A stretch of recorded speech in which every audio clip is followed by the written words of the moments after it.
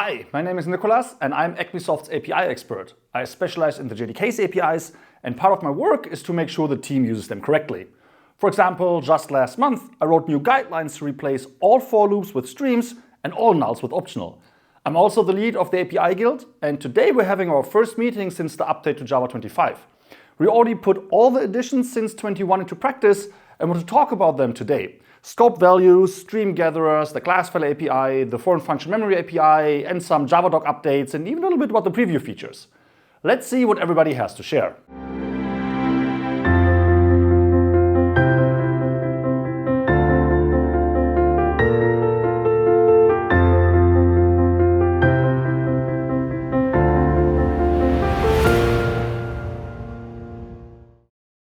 Thank you everybody for coming. Hi. Hey. Looks like we have a full house today and also a full schedule. But before we get into the larger APIs, Peter wanted to say a few words. Peter?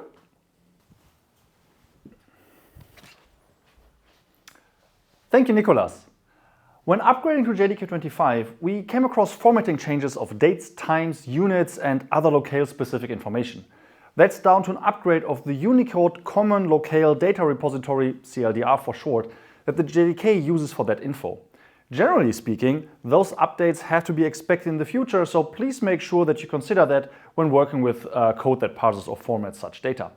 Specifically though, I want to briefly address what the JDK calls lenient parsing, which implements the CLDR proposal of loose matching of spaces. Properly formatted dates and times may have to contain non-breaking and narrow non-breaking spaces, but as you can imagine, no user will input those and not all tools will generate them. Loose matching means that different whitespace separators are treated as equivalent, so those dates and times can nonetheless be parsed. To create such a datetime formatter, you need to go through a datetime formatter builder and call parseLenient on it. If you use dateformat from the Java text package, lenient parsing is the default, but you can call setLenientFalse to deactivate it. So should we always use lenient parsing? Not sure about always, but it's probably a good default choice, specifically if you're parsing user input. If it's input from another system, maybe even one of our own, that is expected to behave correctly, strict parsing may be an option to verify that expectation and catch misbehavior earlier. Any more questions on this?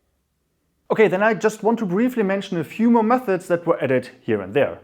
On console, the methods format, printf, readline and readPassword got overloads that take a locale that is applied for formatting and parsing.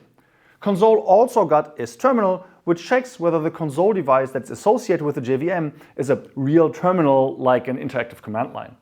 Reader got readlines and read all as string, which makes it easier to bulk read from an input stream. Math and strict math got a few more exact overloads, for example for unsigned multiplication. Instant got a helpful until instant overload that returns a duration. Fork join pool now makes it easy to schedule a task for later. The HTTP APIs, body handlers and body subscribers helper classes got decorators that limit the number of the processed bytes and throw an exception if it's exceeded, which can be very helpful when guarding against denial of service attacks, for example. And yeah, that's it. I also have something on stream gatherers. Should I just keep going, Nicolas? No, let's stick to the schedule and come back to that later. Next up is Jack on scope values. Okay. I'm Jack's utter lack of interest in this thing you guys got going here. I'd rather just get back to work so I can finish my tasks for the day and head out on time. I got a thing planned. No, I won't take you along. I'm not even supposed to talk to you about it. When Peter upgraded TZX to Java 25, it became apparent that the homegrown concurrency framework it was using needed to be ripped out.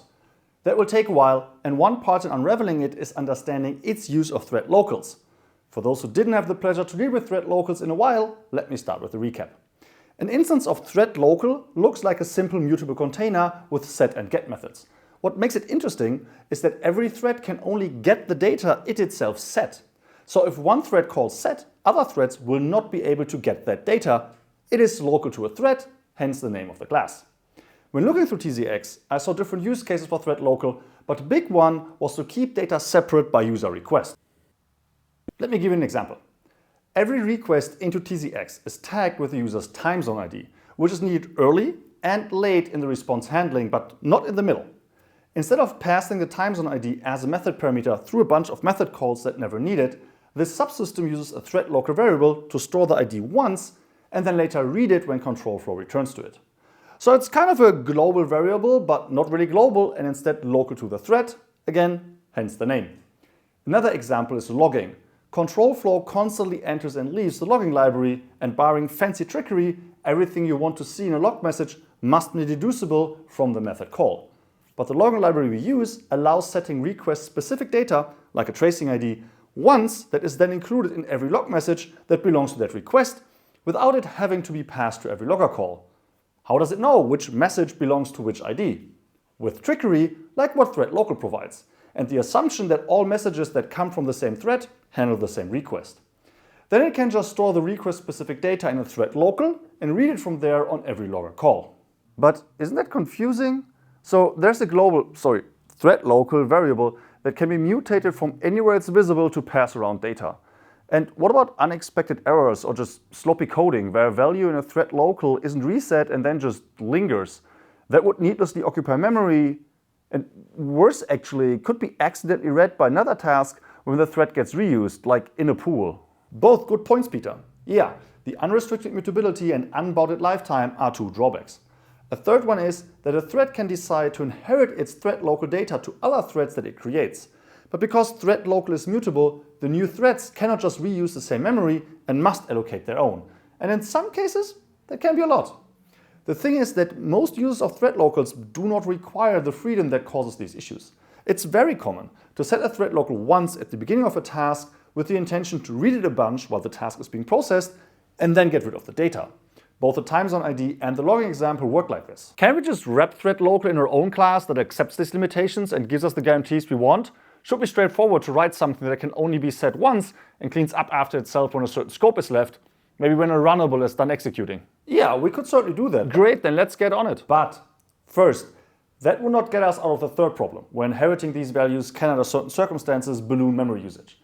And second, that's what scope values already do in Java 25. They wrap thread local? No, that's not what I meant.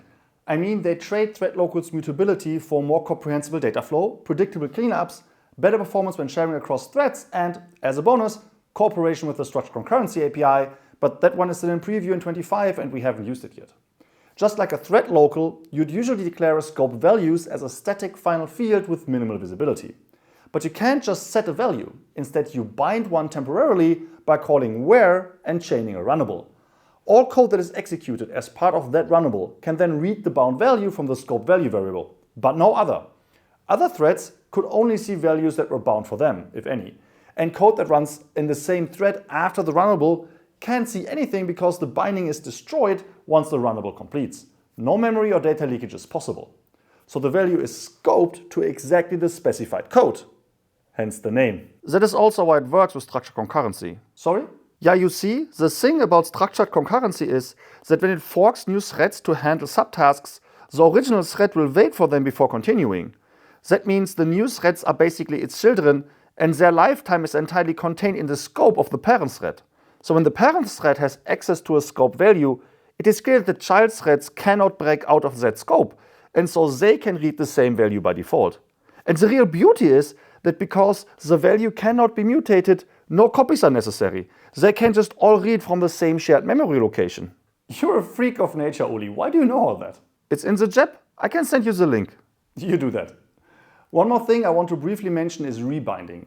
Code that can read a scope value can itself call where on the same instance, but with a new value and then launch a new runnable.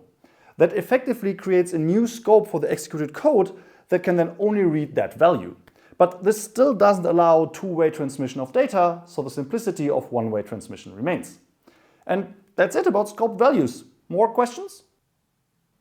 No? Neat. Then maybe this meeting won't run too long. Who's next? Peter with Stream Gatherers. Thank you, Nicholas. So after I was done with the upgrade to JDK 25 and the CEO denied my request for time off, Nine, back to work! I started working on replacing some of those for loops. That's going reasonably well, but I occasionally ran into limitations of the Stream API, specifically that I needed operations that just weren't there. Uli helped me with some research, and so for terminal operations I found the collector API. It's basically a generalization of whatever you'd want to do at the end of a stream. You can implement the collector interface and then pass an instance of it to the collect method. The stream will then pass elements into it, and return the result from collect. The collector API is a bit odd at first, but makes sense once you implemented one or two of them. With the update to Java 25, we got access to the gather API. It's basically a collector for those operations in the middle of a stream. Intermediate operations. Yes, for intermediate operations. Thank you. There's the gatherer interface, and you pass an instance of it to the gather method. This one returns another stream though. So the stream feeds elements into the gatherer, which can then pass something onto the downstream operation. Now, let's move on to the actual API. A collector consists of 4 parts, but you don't always need all. Actually, only one is required, and I could already solve a few problems just with that. Jack, you worked on the log message analyzer, right? Do you remember what the danger module does? Yeah, it tries to narrow down the cause of an error by going through all log messages in the order they were issued and extract a section from the first warning to the first error. This looked like a case for take while, but taking while the log level is no error message means the error message itself wasn't part of the resulting stream. I just don't think that streams were the right tool here. I showed you how to make it work. That was a terrible hack and you know it. Not everything needs to be a stream pipeline, Nicholas. That's not what ACME IRC 612 says, and you all accepted that. I voted against, but you deleted my objection. Guys. I told you that was a perforce bug. Guys. Oh sure, what are the chances? Guys, I solved it with the gatherer, and it's pretty simple too. Can I? Of course. Whatever. Okay, thank you. To recap, a gatherer has 4 building blocks, one of which is required, the integrator. It gets called with every element, gets a downstream pass along with it that represents the next step in the stream pipeline, and returns a boolean that indicates whether further elements are needed. Just with that, it's straightforward to implement the behavior Jack was looking for. Create an integrator with a predicate. Always pass the current element downstream, but then test it against the predicate and return the result from integrate. That way, this integrator stops accepting elements when either the downstream doesn't want anymore or when the current element fails the test. But because that element was already passed on, it is included in the downstream. In this case, that means gather take until message level is not error actually includes the first error message. See? But gatherers can do much more. The medical data pipeline in the blockchain layer routinely needs to turn a sequence of elements into a sequence of groups. Sometimes these groups are just windows of fixed lengths, but sometimes they're increasing subsequences. In another case, only elements that were larger than any we have seen before were supposed to be passed on. Let me show you the windows. You implemented that? Yeah, why? JEP 485 mentions a gatherers class that comes with a bunch of gatherer implementations, and that one is in there. I've just sent you the link. Oh, okay. What about the other two? Maybe in gatherers for J or other community projects, but not the JDK. Okay, then let's do the previous max operation. It needs a comparator so the integrator can compare each element with the largest one it has seen so far. But how can it remember that largest element? Should it store it in a field? No, actually this... I know, Uli, that was rhetorical. No, the integrator should not store its state in a field because the Stream API makes no guarantees as to how many integrators it will request. It could technically ask for a new one for every element, so the state could get lost. No, instead the state needs to be handled separately. It's the initializer's task, that's the second building block, to create an instance for the state. Here we can use an atomic reference. Not because it's thread safe, the stream pipeline uses one state instance per thread, but this operation only makes sense for sequential streams anyway. No, it's because the state must be a mutable container, which atomic reference just happens to be. The stream pipeline will then pass an instance of the state into the integrator on every call, and the integrator can read and maybe update it. That way, we can store the largest element we have seen so far, and on every element, either update that and emit, or do nothing. By the way, the integrator can push an arbitrary amount of elements downstream. Make sense? Okay, one more thing and I'm done. The third building block, the finisher. In that other case, we need to create increasing subsequences. So for example, 135.240 becomes 135.24 and 0. That means the state is a list. The integrator uses a comparator to figure out whether the current element is larger than the last in that list, and then either adds it to the list or pushes a copy of the list downstream and clears it to create a new subsequence. Sounds good, but there's an issue.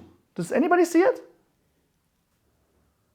If I would run this with these numbers, I'd get 135.24, but no 0. Oh, after the last element, the current subsequence is never pushed to the downstream, right? Exactly. It's unfinished, so to speak. So here comes the finisher and has exactly that task. It's like an integrator, but without a current element, just state and downstream. Here, it would just push the current list, if it's not empty. Oh, right. Yeah. Otherwise, there could be an empty list as the last subsequence. Pretty creative off by one error, if you ask me. And that's it. Any questions? Yeah, you mentioned 4 building blocks, right? What's the 4th one? Good point. Yeah, that's the combiner. You only need it for parallel streams, but those make a few things more complicated, including the semantics of these operations, so I don't have an example for it. You sound just like the guys on the Java YouTube channel. They never show a combiner either. Actually, that's not true, Jack. At about 1 hour and 9 minutes into Yep Cafe number 23, Herr Pomar shows how to use a combiner after having explained a bit why it's needed. I'll send you... Yeah, the link, nerd. Glad we could sort that out. So, who's next? Yeah, so I played a bit with the class file API, the JDK's own bytecode parsing and manipulation API. It was recently introduced in an effort to make updates easier. Peter, what's the first step in every JDK update? Crying? Haha, that happened once. Updating all dependencies. Right, but why? I mean, there are a few reasons, but since you did mention bytecode manipulation, a big one is that some of the frameworks and libraries we use, for example Hibernate and Mockito, work with bytecode. When the Java compiler generates bytecode for a specific target version, it burns the corresponding bytecode level into each class file. For Java 25, that's 69. Nice. The bytecode manipulation tools these frameworks and libraries use, I think it's most often ASM, can only work with bytecode they know, and they verify that by checking the bytecode level, throwing an exception if it's too high. So if our version of Spring pulls in a version of Hibernate, which pulls in a version of ASM, and that version of ASM doesn't support JDK 25 yet, it will refuse to work with our bytecode. Sometimes we can update just ASM, but it's often shaded, and then we need to update the whole chain, and voila. Before starting on the JDK update, we need to update dependencies. Exactly. But now imagine these frameworks use the classfile API instead of ASM. It comes with the JDK, so it's always up to date. In the example of updating to Java 25, that means that the older versions of Spring, Hibernate, Mockito, etc. would automatically use the new version of the API, which of course works with the new bytecode. Wait, but it's not just the bytecode level, is it? The class files can contain new constructs that these tools need to process. How would they do that if, at the time they were written, these constructs didn't exist yet? Yeah, that's a good point. I didn't think that far. The idea is that most bytecode changes are irrelevant for most use cases. So most use cases would work just fine when new constructs are simply ignored. Perfect forward compatibility is impossible, of course, but I think this is a classic 80-20 situation. Yeah, that makes sense. Okay, all that aside though, I also wrote some code with the classfile API that I want to show you. The API itself is amazing. It streams all the way down. But the exact contents of those streams are not easy to understand if you don't know the class file format very well. With some vibe coding, I got to this point though. As you can see, I start with a class file bytes, literally just a byte array, and create a class model from it that I can then query for all kinds of things. Here I get method models, each of which represents one method in the class. Then I go to the elements, which can be annotations, visibility modifiers, parameters, declared exceptions, all that kind of stuff. I only care about the code model though, which is essentially the method body. So I grab that.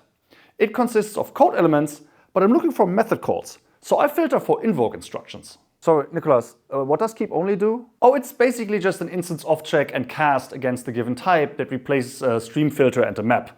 So if you have a stream of numbers and call flatMap keep only integer.class, you get a stream of integers that only contains those elements that were integers to begin with. Yeah, got it.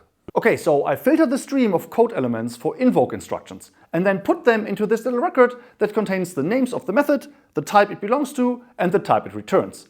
I can then use that to filter by calls that return an iterator, which is what a for each loop is desugared to. Wait, what? Yeah, this way I can find all classes that still use for loops, so we can create a burn down chart to work towards our zero loops goal.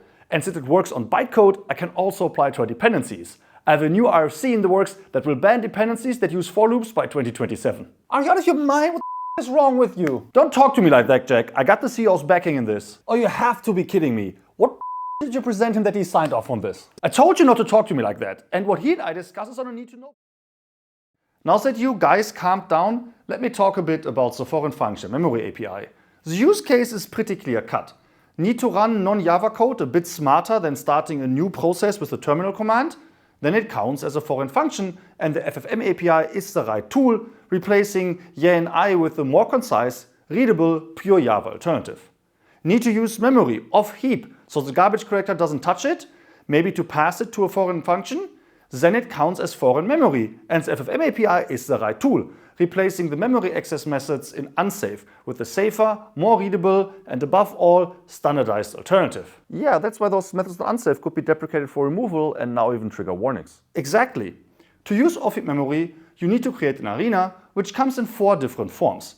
A global arena with unbounded lifetime. It exists for the entire lifetime of the program. An automatic arena whose lifetime is managed by the garbage collector.